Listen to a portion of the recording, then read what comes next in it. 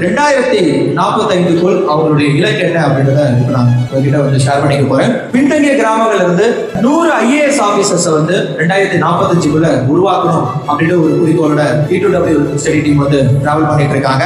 அது மட்டும் இல்லாம 1000க்கும் மேற்பட்டு இருக்கக்கூடிய டாப் ராங்கிங் கவர்மெண்ட் ஆபீசர்ஸ் வந்து உருவாக்கணும். இன்னைக்கு கிராமங்கள்ல இருந்து எத்தனையோ உலகத்துல எத்தனையோ இடங்களுக்கு போயிட்டு பல்வேறு இடங்கள்ல வந்து பாத்தீங்கன்னா சிறப்பா நிறைய பேர் வந்து ஒர்க் பண்ணிட்டு இருக்காங்க.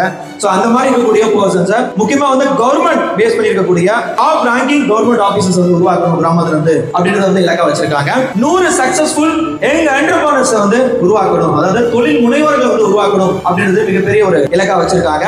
மருத்துவத்துறையில அர்ப்பணிப்போட 100 தலை சிறந்திருக்கக்கூடிய யங்ஸ்டர்ஸ் உருவாக்கணும் இலக்கா இருக்கு.